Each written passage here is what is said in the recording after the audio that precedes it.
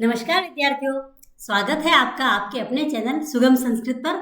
और आज की क्लास में हम पढ़ने जा रहे हैं कक्षा 10 के जो शैमुषी बुक हैं उसके पाठ नंबर 6 को, जिसका कि नाम है सौहार्दम प्रकृते शोभा, अर्थात सद्भाव ही प्रकृति की शोभा है। तो इस पाठ में पशु पक्षी के माध्यम से कवि ने बताया है कि हमें आपस में मिलजुल कर रहना चाहिए, आपस में लड़ाई झगड़े नहीं करने चाहिए और अपनी प्रकृति की रक्षा करनी चाहिए। तो चलिए शुरू करते हैं आज का पाठ, सौहार्दम प्रकृते शोभा।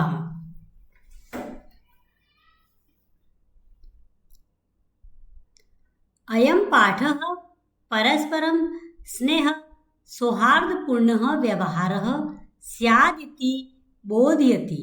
सम्प्रति वयं पश्यामः यत् समाजे जनाः आत्माभिमानिनः सञ्जाता ते परस्परं तिरस्कुर्वन्ति स्वार्थपूर्णे संलग्ना।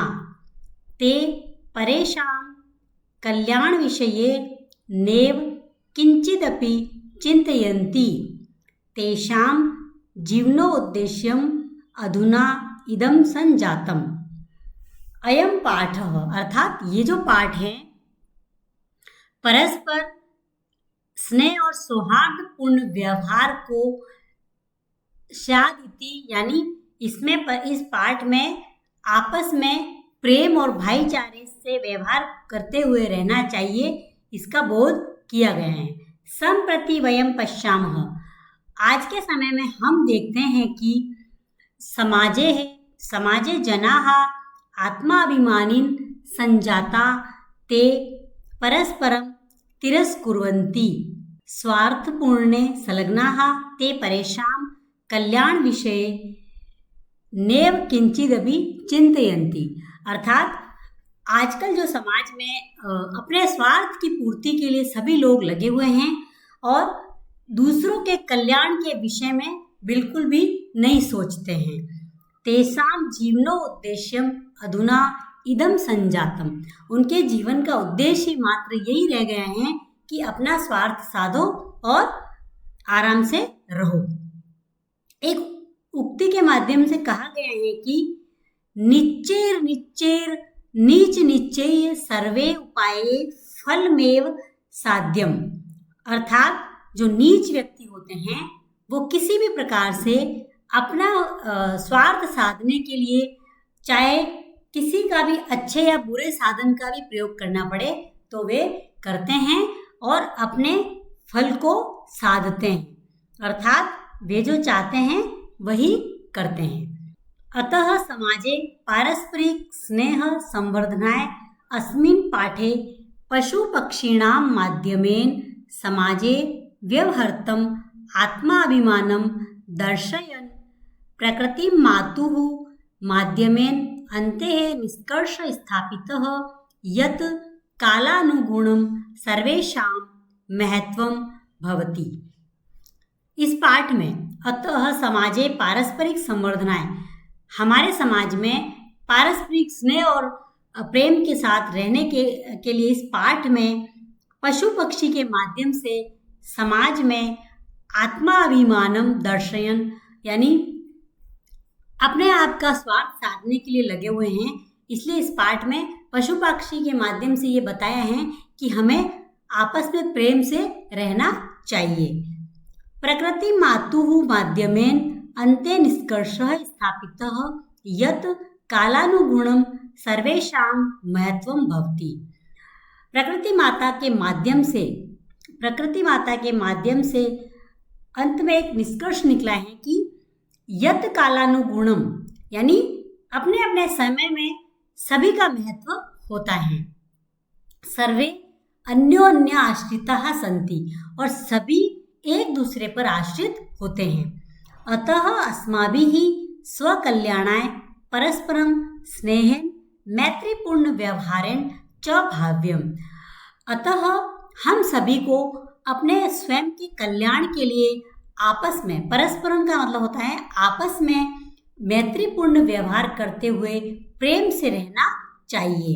यह इस पाठ में बताया गया है। अर्थात कवि ने इस पाठ में पशु पक्षियों को लिया है और एक संवादात्मक पार्ट बनाया है इसको, जिसमें बताया है कि कैसे हमें एक दूसरे की सहायता करनी चाहिए और सभी एक दूसरे के ऊपर आश्रित होते हैं। तो हमें कभी भी अपना स्वार्थ साधने के लिए नहीं रहना चाहिए, अपितु दूसरों की भी हमेशा सहायता करनी चाहिए। वनस्य दृश्यम समीपे एवेकाः नदी वहति।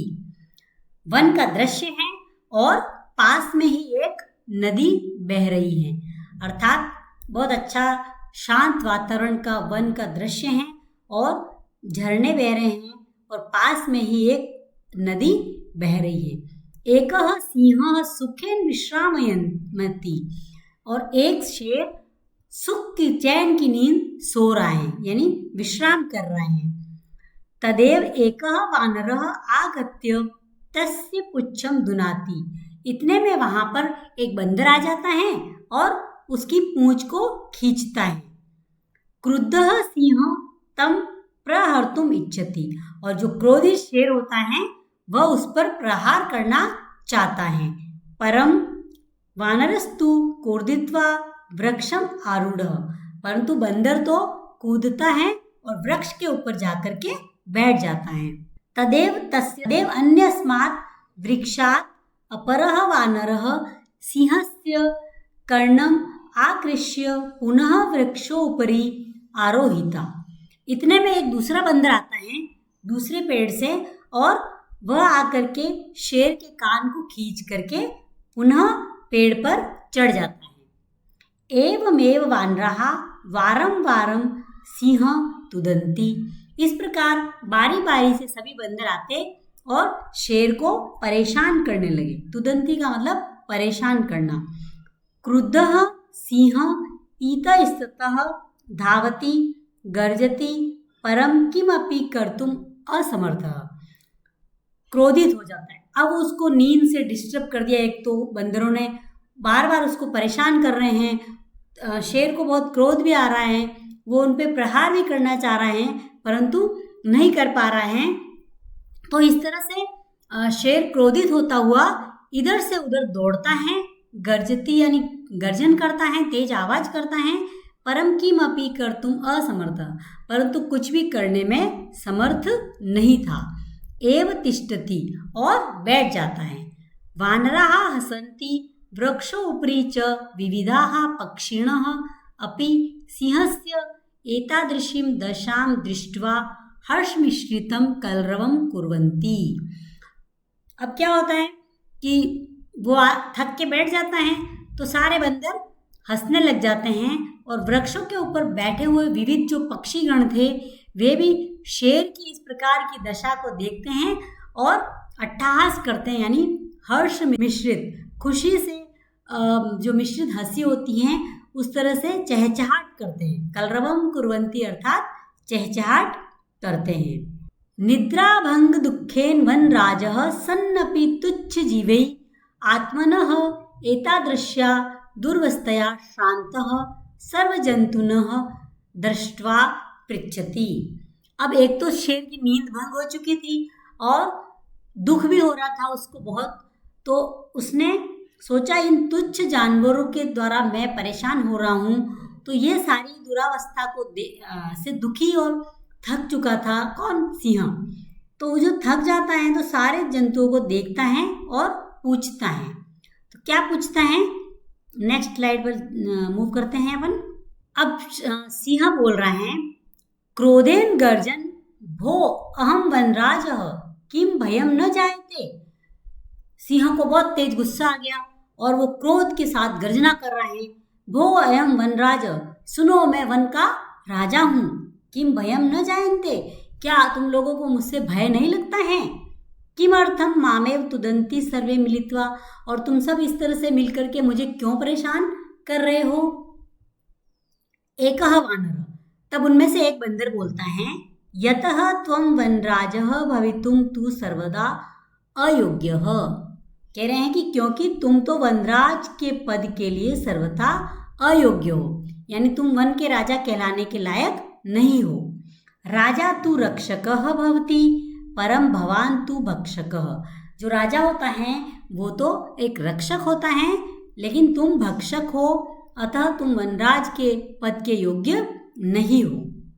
अपि च स्वरक्षायामपि समर्थः नासि तर्हि कथम अस्मान् रक्षस्यसि।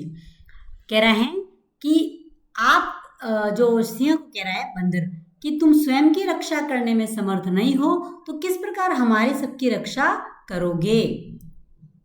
तो एक अन्य वानर बोलता है किम न श्रुता त्वया पंचतंत्रोक्ति।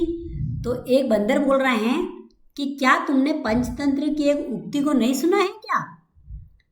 यो न रक्षति त्रस्तान पीड्यमाना परे सदा जंतुन पार्थिव रूपेण स कृतांतो न संशय।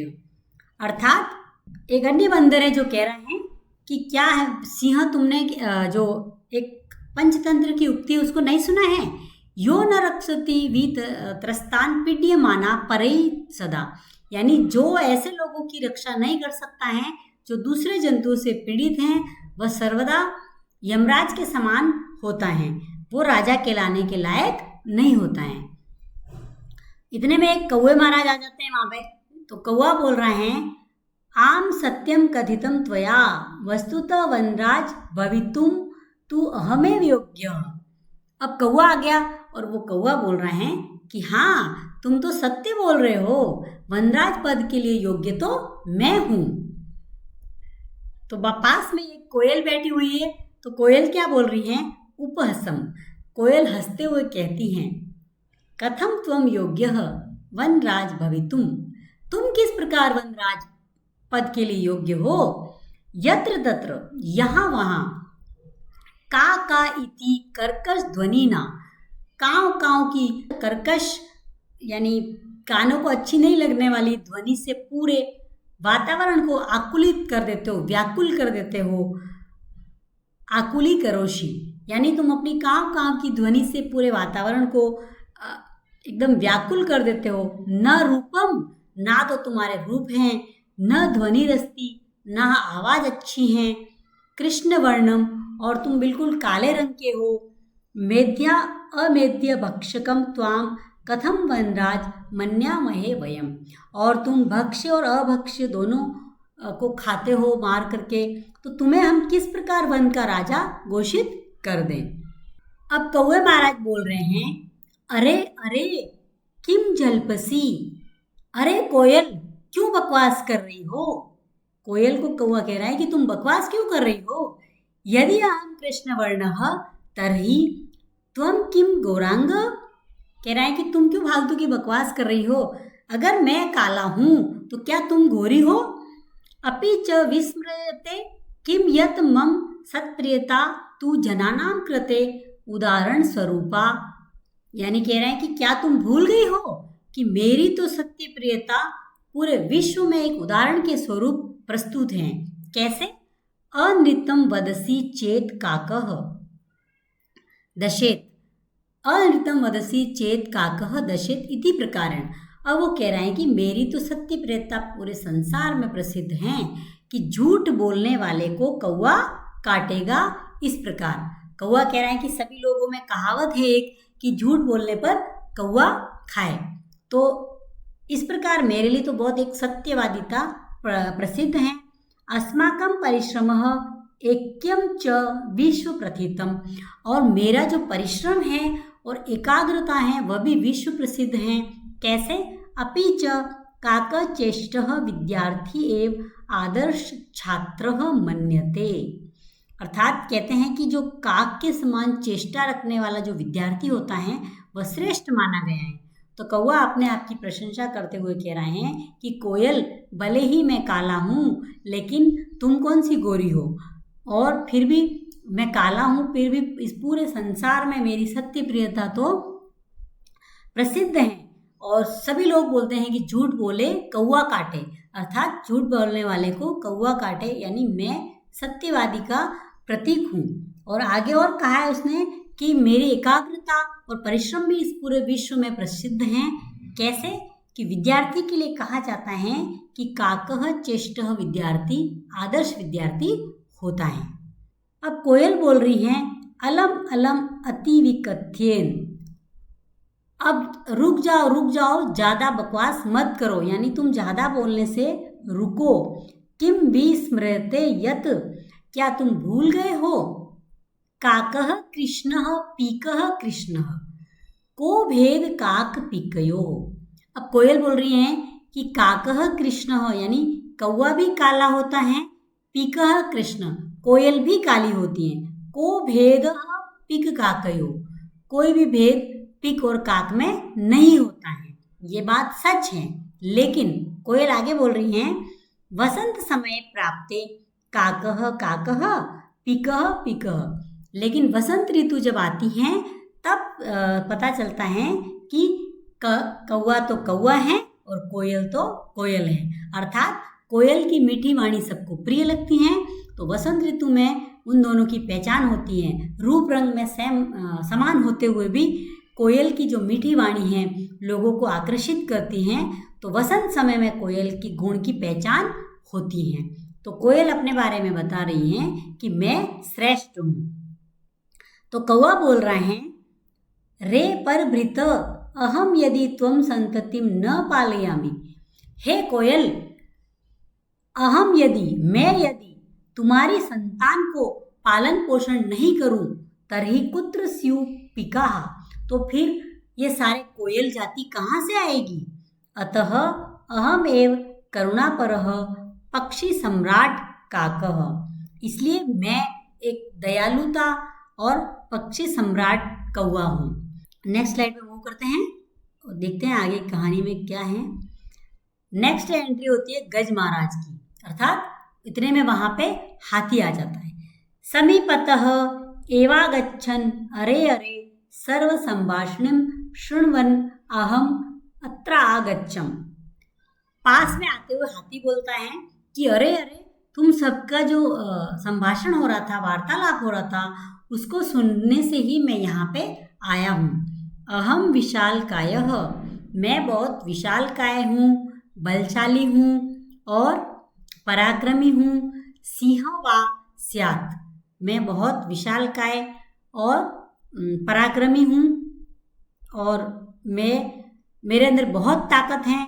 सिंह वा स्यात् अथवा अन्य कोपि, चाहे शेर हो चाहे कोई अन्य दूसरा पशु, मैं सभी जंतुओं को, जो इस जंगल के जंतुओं को परेशान करेगा, उन सबको मैं अपनी स्वशुंडेन पोथयित्वा मारिष्यामि, मैं अपने सुंड से प्रहार करके उनको पटक पटक के मार दूंगा। किम अन्य कोप्य अस्ति एतादृश पराक्रमी, क्या अन्य कोई है ऐसा पराक्रमी? अतः अहमेव योग्य वनराज पदाय, इसलिए मैं ही वनराज पद के लिए बहुत योग्य हूँ। इतने में वानरराज वापिस बोलते हैं अरे अरे एवं वा शीघ्रमेव गजस्यापि पुच्छम विधुर वृक्षोपरि आरोहति। अब बंदर वापिस आता है और बोलता है अच्छा ऐसा है, और शीघ्र ही हाथी के पास जाता है और उसकी पूंछ को खींच देता है और वापिस पेड़ पर चढ़ जाता है। गजः तं वृक्षमेव स्वशुंडेन अलोड़यितुम इच्छति परम वानरस्तु कूर्दित्वा अन्यम वृक्षम आरोहति। अब गज महाराज को भी गुस्सा आ जाता है और वो अपनी सूंड से बंदर सहित उस पेड़ को उखाड़ना चाहता है, लेकिन बंदर कूद करके जा करके दूसरे पेड़ पर बैठ जाता है। एवं गजम वृक्षम प्रति धावंतम दृष्ट्वा सिंह अपि हसति वदति च। तो इस प्रकार से जब उस हाथी को एक पेड़ से दूसरे पेड़ की तरफ दौड़ते हुए देखता है तो सिंह हंसता है और कहता है, क्या कहता है? सिंह बोल रहा है भो गजः मम अपि एव अतुदन एते वानराः। सिंह देखता है और बोलता है कि हे गज, मुझे भी इन बंदरों ने ऐसे ही परेशान किया है। मम अपि एव अतुदन, यानी मुझे भी इन बंदरों ने ऐसे ही परेशान किया है। तो बंदर वापिस बोल रहा है इतस्मात् देव तु कथयामि, इसलिए तो मैं कह रहा हूँ यद अहम एव योग्य वनराज पदाय। क्या कह रहा हूँ कि मैं ही वनराज पद के लिए योग्य हूँ।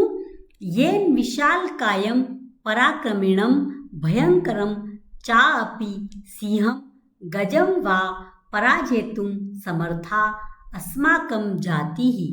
कह रहा है कि मैं तो यही तो कह रहा हूँ, मैं वनराज पद के लिए योग्य हूँ। क्यों योग्य हूँ? क्योंकि मैं इस विशाल काय हाथी और भयंकर सिंह को भी पराजित कर सकता हूँ, और जो हमारी जाति है, जो बंदर जाति, वो सर्वथा समर्थ है इनको पराजित करने में। अतः वन्य जंतुनाम रक्षाये वयमेव क्षमाः। इसलिए इन वन्य जंतु की रक्षा के लिए हम ही सक्षम हैं। एतत् सर्वं श्रुत्वा नदी मध्य स्थितः एकः बकः। ये सारी बात सुनते हुए नदी के बीच में एक बगुला बैठा हुआ था। अब वो बगुले महाराज की एंट्री हो रही है। बकः अर्थात बगुला कह रहा है, अरे अरे माम विहाय कथम अन्य को अपि राजा भवितुम अर्हति। कह रहा है, अरे मुझे छोड़ करके कैसे कोई राजा बन सकता है।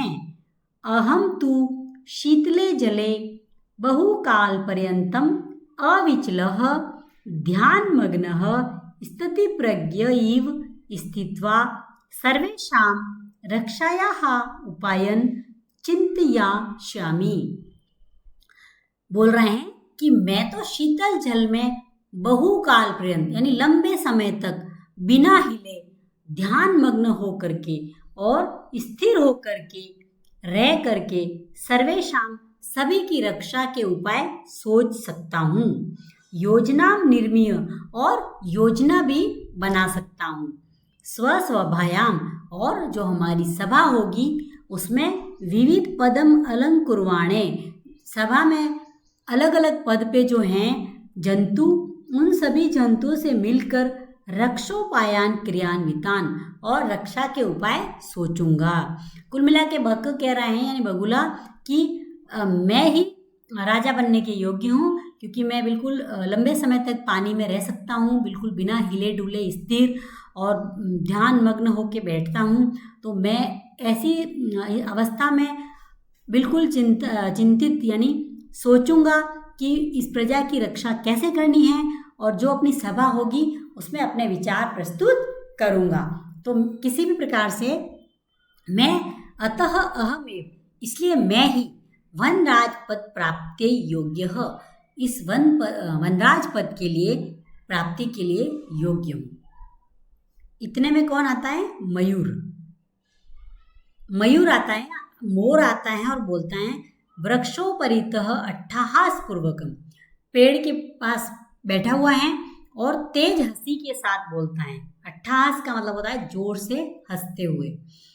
विरम विरम आत्मश्लाघायाः किम न जानासि यत्, कह रहा है कि रुको रुको, स्वयं की प्रशंसा करने से रुको, क्या तुम नहीं जानते हो?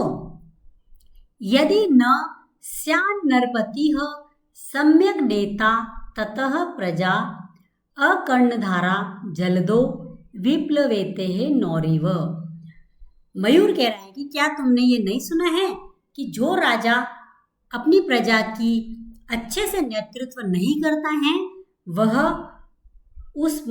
उस नाव के समान डूब जाता है, जिस नाव जो मतलब गहरे पानी में जो नाव बिना नाविक के होती हैं, उसी तरह से वो राजा भी डूब जाता है। अर्थात कहने का मतलब ये है कि जो राजा प्रजा की अच्छे से रक्षा नहीं करता है, उसका नेतृत्व नहीं करता है, तो वही प्रजा मिल करके उस राजा को उसी नाव के समान डुबो देती हैं, जिस प्रकार अथाह जलधारा में नाव बह रही है, और अगर उसमें कोई अच्छा नेता, उसको चलाने वाला मतलब, तो नेता या नाविक अंदर नहीं है तो वो नाव निश्चित ही डूब जाएगी।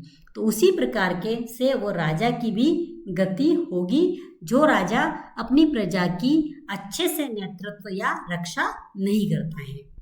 को न जानाती तव ध्यान अवस्थाम, अब कह रहे हैं कौवा बगुले से कि कौन नहीं जानता है तुम्हारी ध्यान अवस्था को। स्थिति प्रज्ञ इति व्याजेन वराकान, यानी स्थिति प्रज्ञ ये तो एक बहाना है तुम्हारा, और इस बहाने से तुम क्या करते हो मीनान छलेन अधिग्रह्य क्रूरतया भक्षयसि। अर्थात तुम ये जो स्थिति प्रज्ञ का जो बहाना करते हो, इससे तुम धोखे से मछली को मार देते हो और क्रूरतापूर्वक उसका भक्षण करते हो, अर्थात उसको खाते हो। धिक त्वाम, तुम्हें तो धिक्कार है। तब कारणात तू सर्व पक्षी कुल मेवा अवमानितम, यानी तुम्हारे कारण तो संपूर्ण पक्षी जाति अपमानित होती है। पक्षी कुल एवं अवमानितम, अर्थात तुम्हारे कारण जो संपूर्ण पक्षी जाति हैं वो अपमानित हो रही हैं। नेक्स्ट स्लाइड में मूव करते हैं, आगे की कहानी में क्या है देखते हैं। अब वानर कह रहा है सगर्व, अब बंदर के अंदर और गर्व आ गया कि हाँ मैं ही योग्य हूँ, ये सारे पशु जो पक्षी हैं ये तो निम्न हैं।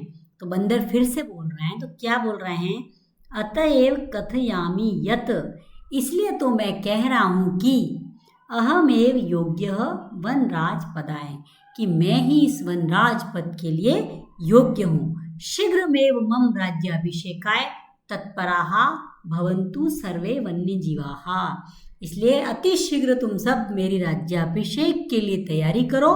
सारे जंतु मिलकर के वनराज पद का राज्याभिषेक मेरा करवाने के लिए तुम तैयारी करो। इतने में मयूर वापिस बोल रहे हैं, अरे वानर तुष्णिम भव, ए बंदर तू चुप हो जा। कथम तुम योग्य वनराज पदाय, तुम किस प्रकार वनराज पद के लिए योग्य हो। पश्यतु पश्यतु, अब मयूर अपनी प्रशंसा कर रहा है कि हे बंदर तुम चुप हो जाओ, तुम किस प्रकार से वनराज पद के लिए योग्य हो। पश्यतु पश्यतु मम शीर्षि, अर्थात तुम मेरे सिर को देखो।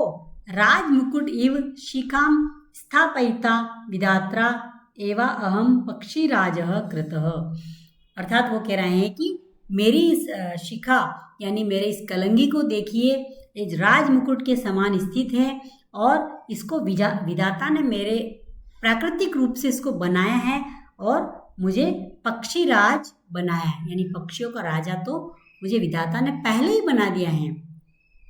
अतः वने निवसंतम माम, इसलिए वन में निवास करते हुए मैं वनराज रूपेण अपि द्रष्टुम सज्जाः भवन्तु अधुना, इसलिए वनराज पद के लिए जो बनने के लिए मैं बिल्कुल योग्य हूँ और तुम सब मेरे लिए तैयारी करो और तैयार हो जाओ।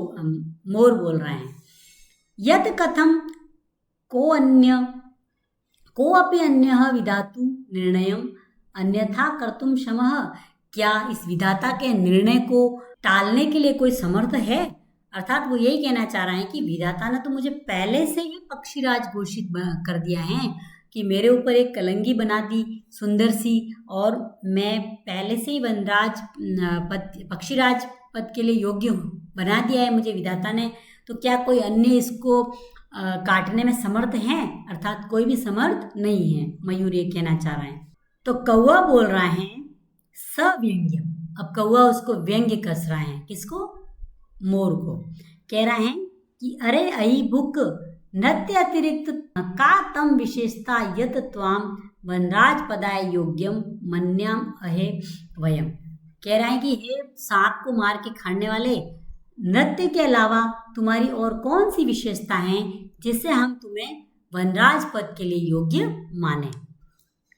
सभी मतलब इस कहानी में यही बताया, सभी एक दूसरे को काटने में लगे हुए हैं और कोई किसी के पास कोई विशेषता है तो उसको बुराई के रूप में, उसको अच्छाई के रूप में ग्रहण ही नहीं कर रहे हैं। तो इस तरह से आपस में एक दूसरे की टांग खींचने में लगे हुए हैं सारे। तो इस तरह से जब वो कौवा उसको कह रहा है कि तुम्हें तो सिर्फ नाचना आता है, नाचने के अलावा तुम्हारे अंदर ऐसे कौन से गुण हैं कि हम तुम्हें वनराज पद के लिए योग्य माने, तुम तो सिर्फ सांपों को मार के खा जाते हो। अब मयूर जवाब दे रहा है, यतः मम नृत्यम तु प्रकृति आराधना, मेरा नृत्य तो प्रकृति की एक पूजा है, आराधना है। पश्य पश्य, देखो देखो, मम पिच्छनाम अपूर्व सौंदर्यम, मेरे पंखों का अपूर्व सौंदर्य तुम देखो। पिच्छान उद्घाट्य नृत्य मुद्रायाम स्थितः सन, और अपने पंखों को फैलाकर मोर नृत्य मुद्रा में खड़ा हो जाता है। न कोऽपि त्रैलोक्ये मत सदृश सुंदर, इस तीनों लोकों में मेरे समान सुंदर कोई है क्या? अर्थात वो कह रहा है कि मैं ही इस तीनों लोकों में सबसे सुंदर हूँ। वन्य जंतु नाम उपरी आक्रमण कर्तारं तु अहम स्वसौंदर्येण नृत्येन च आकर्षितं कृत्वा वनात् बहिष्करिष्यामि। कह रहा है कि इन वन्य जीवों के ऊपर जो कोई भी आके आक्रमण करेगा तो मैं अपने सौंदर्य और नृत्य से उसको आकर्षित करके इस वन से बाहर कर दूंगा। अतः अहमेव योग्य वनराज पदाय, इसलिए कह रहा हूं कि मैं वनराज पद के लिए योग्य हूं। एतस्मिन्नेव काले व्याघ्रचित्रकौ अपि नदीजलं पातुम् आगतो एतत् विवादं शृणुतः वदतः च। इतने में क्या होता है कि एक बाघ और एक चीता नदी में जल पीने के लिए आए थे, तो ये यहाँ पे क्या विवाद हो रहा है इसको सुनते हैं और सुन करके कहते हैं। व्याघ्र चित्र को, व्याघ्र और चीता एक साथ बोल रहे हैं, अरे किम वनराज पदाय सुपात्रम चीयते, क्या वनराज पद के लिए सुपात्र का चयन हो रहा है? एतदर्थम तु आवामेव योग्यो, इसके लिए तो हम दोनों योग्य हैं। यस्य कस्यापि चयनम कुर्वन्तु सर्वसम्मत्या, कह रहे हैं कि तुम हम दोनों में से किसी भी एक का चयन कर सकते हो सर्वसम्मति से, और हम दोनों में से किसी को भी राजा बना लो। तो सिंह महाराज क्या कह रहे हैं? तुष्णिम भव भो, तुम दोनों तो चुप हो जाओ। युवम अपि मत सदृशौ भक्षकौ न तु रक्षकौ, तुम भी तो मेरे समान भक्षक हो, ना कि रक्षक।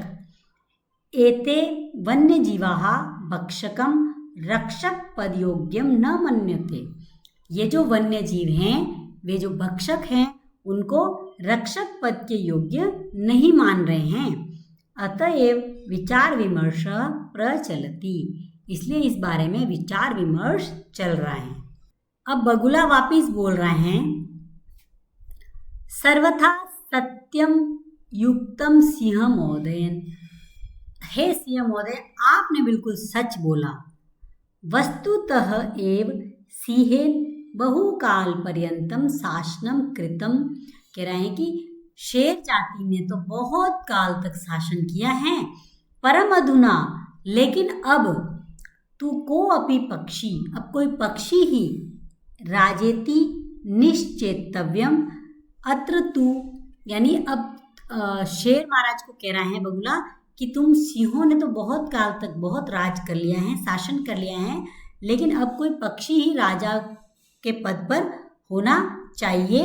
संशिति लेशन न्यापी, इसमें किसी प्रकार का अवकाश नहीं है, यानी इसमें कोई संशय या कोई दो राय नहीं है कि अब कोई पक्षी वनराज पद पे स्थापित हो।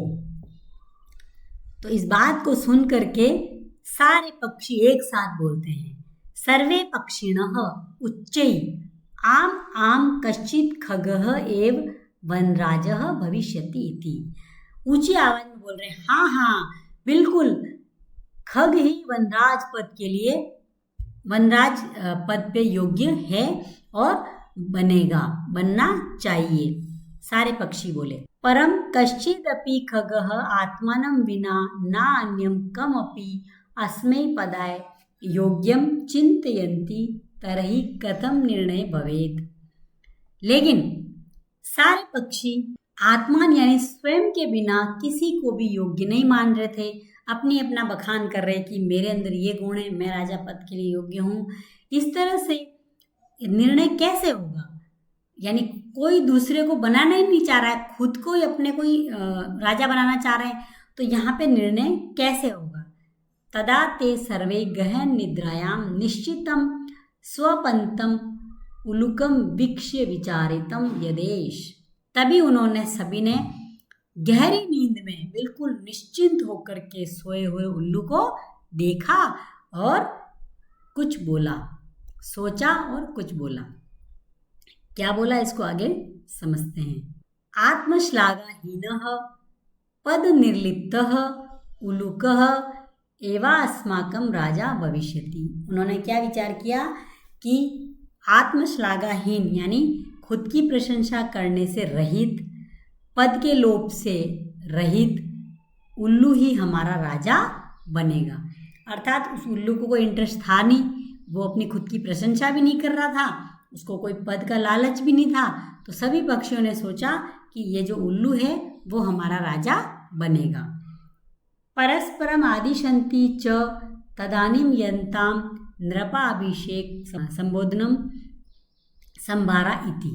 यानी उन्होंने आपस में एक दूसरे को आदेश दिया कि अब तुम सब जाओ और इस उल्लू महाराज के राज्याभिषेक से संबंध में संभारा यानी तैयारी करो।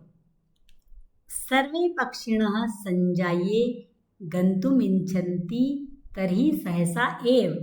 सारे पक्षी बिल्कुल उस उल्लू महाराज को राजा बनाने की तैयारी करने के लिए जाना चाह रहे थे, परंतु अचानक से क्या होता है, देखिए क्या होता है, कौवे महाराज फिर से आ जाते हैं और वो बोल रहे हैं अट्ठाहास पूर्णेन स्वरेन, यानी बहुत तेज हंसी के साथ कौवा बोल रहा है, सर्वथा अयुक्तम एतत् यन् मयूरः हंस कोकिलः चक्रवाकः शुकः सारस आदिषु पक्षी प्रदानेषु विद्यमानेषु दिवा अंधस्य अस्य करालवक्त्रस्य अभिषेकार्थम सर्वे सज्जाः।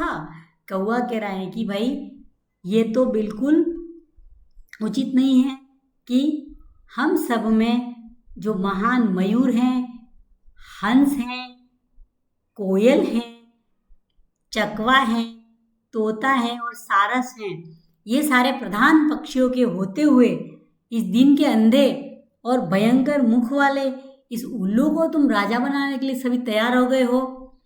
पूर्णम दिनम यावत निद्रायमाणः, सारा दिन तो ये सोया रहता है। एषः कथम अस्मान् रक्षयति, तो ये किस प्रकार से हमारी रक्षा करेगा। वस्तु अस्तु, इसलिए कहा गया है स्वभावे रौद्रम अति उग्रम क्रूरम अप्रियवादिनम। अब कौवा कह रहे हैं कि स्वभाव से तो वो रौद्र दिखता है और बिल्कुल उग्र है, बिल्कुल उग्र उसका स्वभाव है, क्रोधित उसका, हमेशा वो क्रोध में ही रहता है और बिल्कुल अप्रिय वचन बोलने वाला है। उलूकम, तो ये ऐसा बोलने वाला इस उल्लू को नृपतिम कृत्वा, राजा बनाने का नु सिद्धिर्भवति, कोई औचित्य नहीं है। मतलब कौवा कह रहे हैं कि स्वभाव से तो रौद्र हैं, उग्र हैं और इसका भयंकर मुख है और ये बिल्कुल अप्रिय वचन बोलता है, तो इसको कैसे हम राजा बना सकते हैं, अर्थात ये राजा बनने के योग्य नहीं है। ततः प्रविशति प्रकृति माता, इतने में वहां पे प्रकृति माता प्रवेश करती हैं।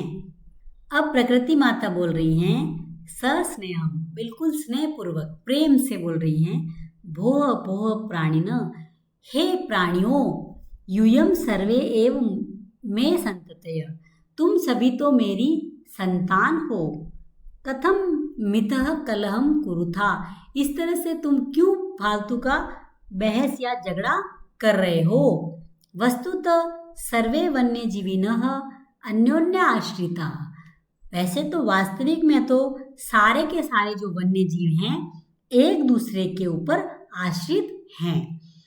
सदैव स्मरता, हमेशा याद रखो, क्या याद रखो, ददाति प्रतिगृह्णाति गुह्यम आख्यायति पृच्छति भुंक्ते भोजयते चेव षड्विध प्रीति लक्षणम, यानी हमेशा कहा गया है कि प्रेम के 6 लक्षण होते हैं।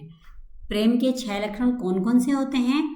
ददाति यानी देना, प्रतिगृह्णाति यानी लेना, गुह्यम आख्याति यानी रहस्य बताना, पृच्छति यानी उसको अच्छे कार्यों में लगाना और साथ में भोजन करना, ये 6 प्रीति के लक्षण हैं।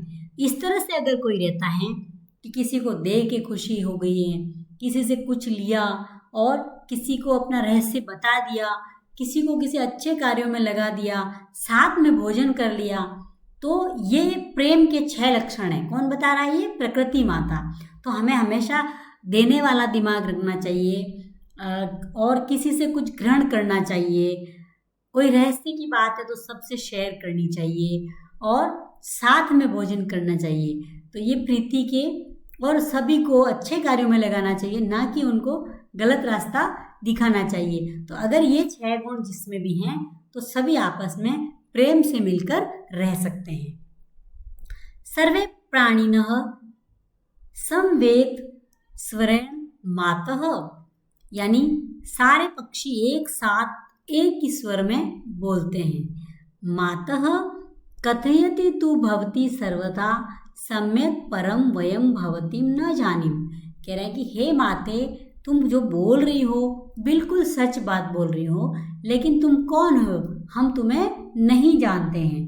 भवत्याः परिचयः कः, तुम्हारा परिचय क्या है हमें बताओ।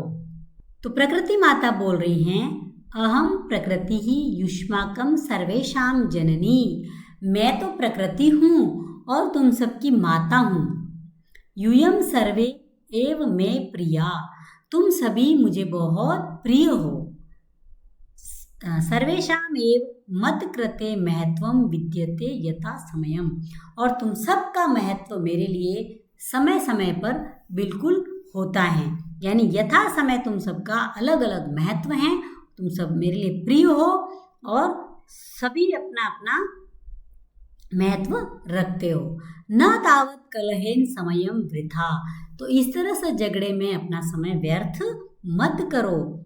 यापन्तु अपि तु मिलित्वा एव मोदत्वम जीवनम च रसमयम कुरुध्वम, आपस में मिलजुल कर खुशी से जीवन यापन करने से और रसमय कुरुध्वम, यानी हम आपस में मोदत्वम का मतलब होता है खुशी पूर्वक आनंद के साथ जीवन जीने से वो जीवन रसमय हो जाता है।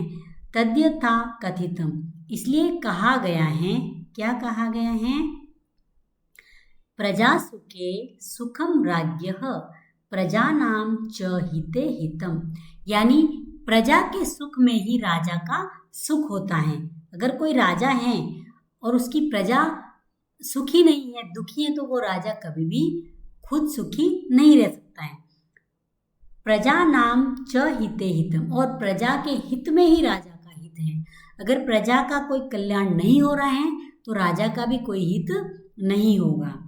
ना आत्म प्रियम हितः राज्य, अपने आप का प्रिय करने पर राजा का कोई भी हित नहीं हो सकता।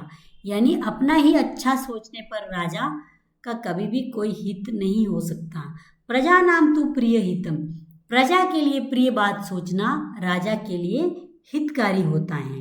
अपिच, और भी कहा गया है, क्या कहा गया है?